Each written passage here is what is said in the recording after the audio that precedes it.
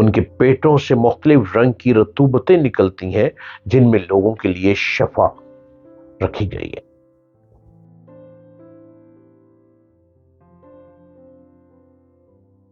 Hello, السلام علیکم۔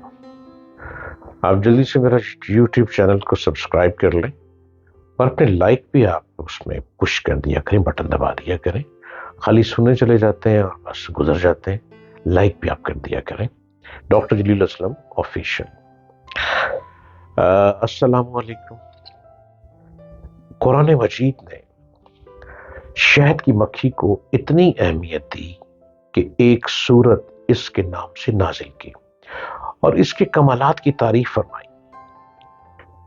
اس سے ظاہر ہوتا ہے کہ مکھی اور اس سے حاصل ہونے والے جو عناصر میں انسانی زندگی کے لیے افادیت پائی جاتی ہے، بہت فائدے پائے جاتے ہیں، اور ریسرچ سے، تجربات سے لوگوں کو شہد کی اہمیت سے روز بروز زیادہ فائدے ہو رہے ہیں، زیادہ واقفیت ہوتی جا رہی ہے۔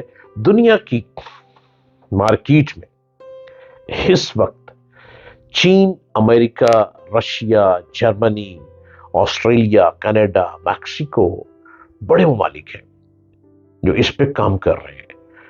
مشرق وسطی میں اس کا شہد بھی بہت بڑا مقبول ہے۔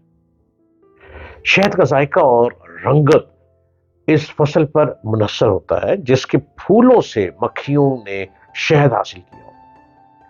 قرآن مجید میں ایک سورت خصوصی طور پر شہد کی مکھی کے بارے میں موجود ہے، جس میں فرمایا گیا، تمہارے رب نے شہد کی مکھی پر وہی بھیجی کہ وہ پہاڑوں، درختوں کی بلندیوں پر اپنا گھر بنائے، پھر وہ ہر قسم کے پھلوں سے رزق حاصل کرے اور اپنے رب کے متعین کردہ راستے پر چلے۔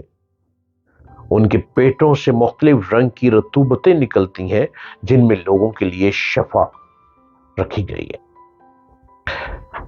یہ خدا تعالیٰ کی طرف سے نشانیاں ہیں تاکہ لوگ ان پر غور و فکر کر کے فائدہ اٹھائیں۔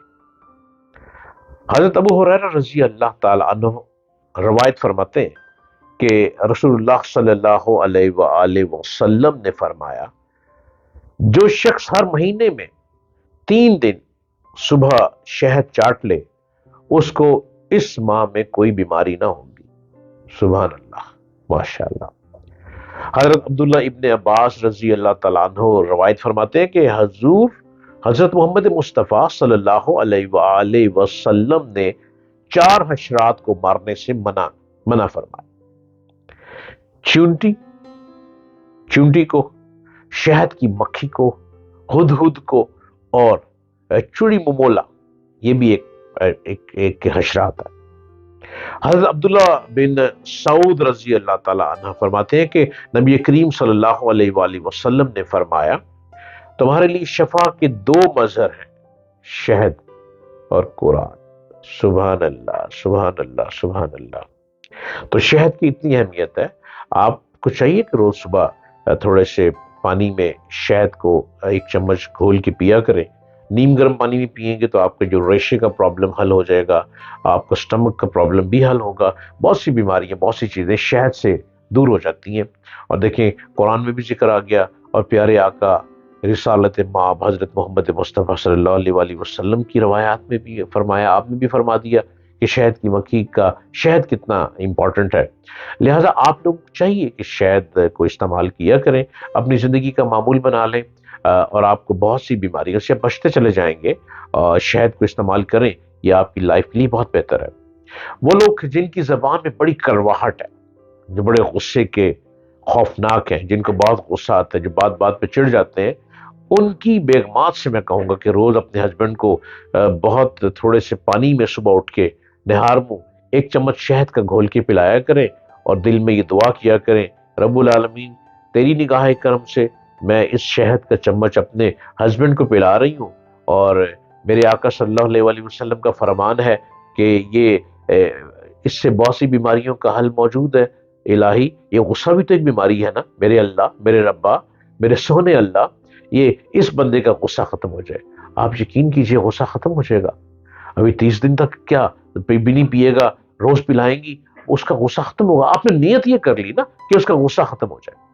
تو اسی طرح آپ کسی کو سٹمک پرابلم ہے، کسی کو ریشے کی پرابلم ہے، کسی کو بہت کھانسی رہتی ہے، وہ کف ختم ہی نہیں ہوتی، آپ نیم گرم پانی میں 1 چمچ شہد ڈال کر رات کو پلا دیا کریں یا پی لیا کریں.